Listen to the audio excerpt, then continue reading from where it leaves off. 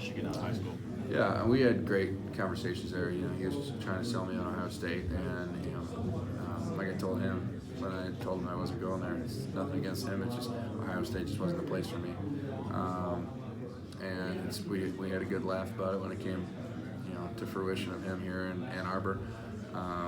It's just kind of, you know, I guess that's the way life works sometimes. But now that we're back together, you know, we had a great relationship in recruiting. There's no ill will ever. You know, he was a great coach over there. It just wasn't the right fit for me, and then you know, he respected that. It's just, you know, not every school fits right for everybody else. What was it about Michigan that made them the right fit where maybe Ohio State wasn't? Yeah, there's a time when you're on campus and everything just feels right. I thought the mixture of academics and athletics and you know, the city of Ann Arbor was just the perfect place for me, and that's what really sold it for me coming out of my junior year of high school. When I knew that I just wanted to be a Wolverine, and committed from there, and that was it. Ohio State's KJ Hill said that they prefer to start preparing for you guys in January. They got the Michigan drill and everything else. Do you guys? He said that gives them an advantage over you guys. Do you guys have anything similar that you do for them? We like I said, some things are just gonna stay in house, but we have things for them every single.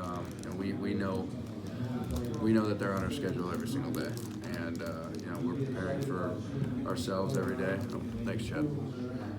We prepare for ourselves every day, but that doesn't mean that we are not realizing who we play later in the season. And you guys have run some RPOs in the past, not a ton, maybe more now. Nothing really changes for you guys up front. It's just block the box. And it's you know, a little bit different with the points and stuff like that, but technique-wise, no, it's almost the same. Is it easier? Is that stuff No, simpler? it's actually harder. Is it harder? It's harder.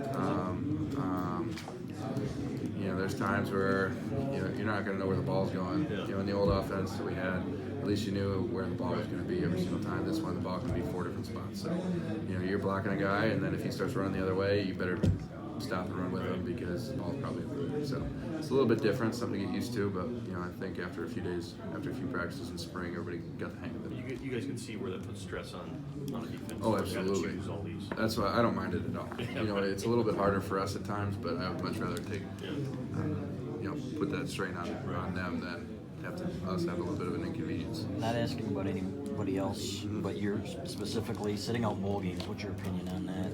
And was that something that you could ever see yourself doing?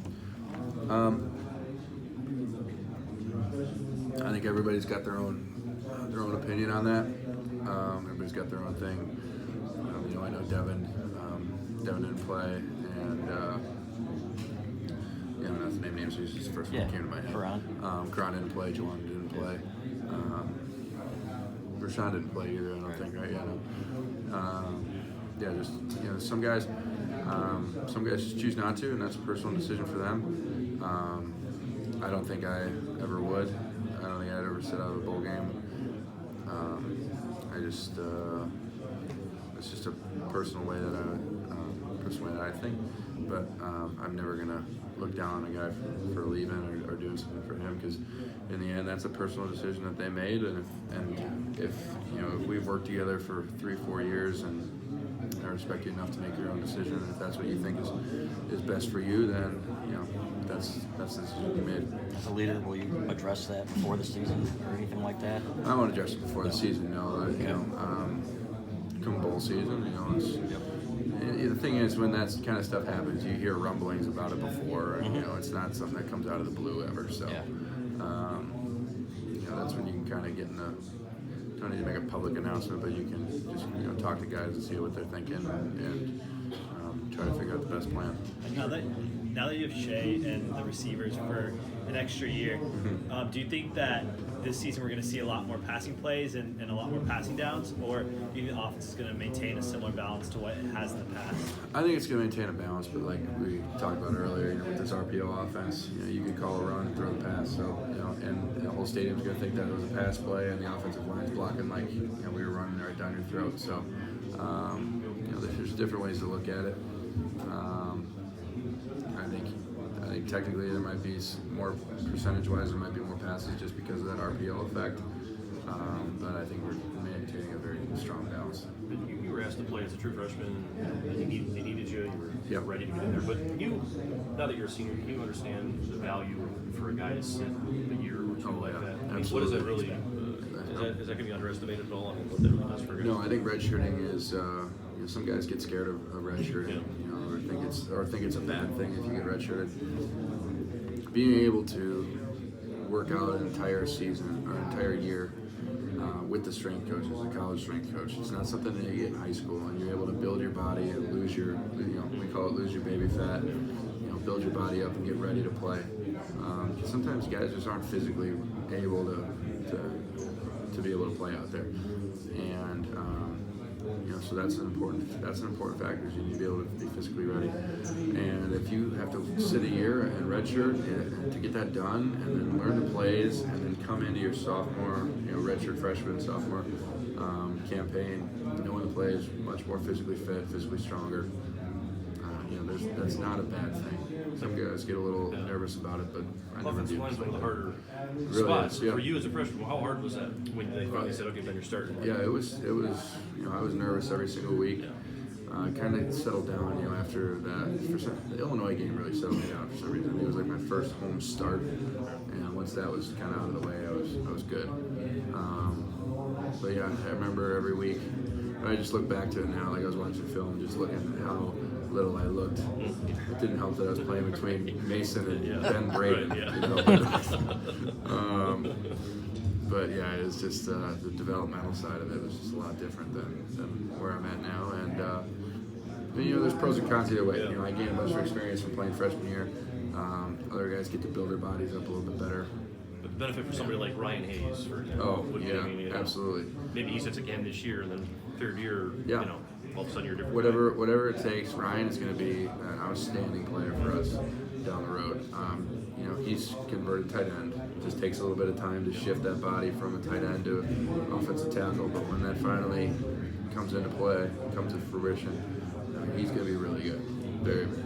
Young players on defense that have impressed you in spring, and maybe some of the new freshmen. Yeah, Mozzie Smith's killing it. He's doing really well. He's not a young guy, but Quiddy Pay has really been doing well also. There's been a lot of young talent over there, and I haven't seen a whole lot of these freshman players. Only a couple, early enrollee guys. But once that whole class gets here and we have a camp, and we'll be able to judge that a little bit better. But we got a lot of talent over on defense still. There's some concern about the interior line and how they'll hold up against bigger lines. Your thoughts on how those guys are panning out? Well, we play against them every single day. I think we're one of the bigger lines in the Big Ten. So. Dwumfor, Jeter. Yeah, they're big guys. They're strong. Carlo, Jeter, Dwumfor, Mozzie, that interior crew there. They're not to be taken lightly. Getting used to the RPO game, has that been the biggest adjustment with the new offense, or terminology or tempo? Terminology wasn't really too bad. It takes just memorization to do. I think the up-tempo factor of it, and also just the RPO game itself is a little bit to adjust. It took us a couple practices, but I think by the end of spring ball we were really clicking on it. Everybody knew what they were doing, and things were going really well. Did you have to prepare differently in the off season to get ready to play that tempo? Yeah, we've been doing a lot more running this year. Just because we're playing probably more snaps, so you need to be able to hang in there for longer times. But like I mentioned earlier to one of you guys, it pays dividends for us later on. The defense is just going to get more tired, and typically as an offensive lineman, you can hang in there a little bit longer than the defensive line can, and that's only going to pay dividends for us later on in games when we're able to still go, and hopefully we can run a defensive line and linebackers and get them tired, and that'll be it. Did you cut some calories too to get to where you are now? Yeah, we work with Abigail O'Connor, a nutritionist, and everybody's got their specific plan. Different this summer than last summer's previous summers? A little bit, yeah. A little bit. Just eating small healthier? tweaks. It's just eating healthier a little bit. It's more like when to eat, when not to eat, things like that. But everybody looks a lot better. You still eat a steak? Huh? You'll still eat a let's steak. still eat a steak. Yeah. Back to the tempo thing, you guys can slow it down if you want to, though. Yeah, absolutely. Change it up. Yep, absolutely. We can run as fast or as slow as we want. When we say we're up tempo, that just means we can go up tempo. It doesn't mean we have to. So. Who are some of the best leaders that you've learned from since you've been at Michigan? Yeah, I think every year has presented different ones. offense, I came right in with Chris Wormley, who's he's tough to beat. So him and Jake Butt led the team when I was my freshman year. Then Mason Cole was my mentor here. He was my host here on my recruiting visits. He's taught me everything I know about life, outside of football, life inside of football. And I was sad to see him go. And then Kron did a lot for this team last year also. Tyree and Devin. Mike McCray is still in the building. We've had a lot of guys come through here, and that have all, you try to just pick their brain and take something from everybody. For me, Wormley and Mason were my two big ones, just because Chris was always good to me when he didn't really have to be as an 18-year-old freshman, and then Mason was my mentor here, so it was nice. It's the first year Gas is actually running offense. How has he been instruction, explanation-wise? I mean, how is he in practice? Yeah, he's I wouldn't say strict. I think that's a little too far, but he wants perfection, and if something's not right, we're gonna fix it, and it's not gonna just get brushed over. So I really love his offense, and I like the way he coaches, and he does a great job with making sure that everybody knows their responsibilities and knows what's expected of them.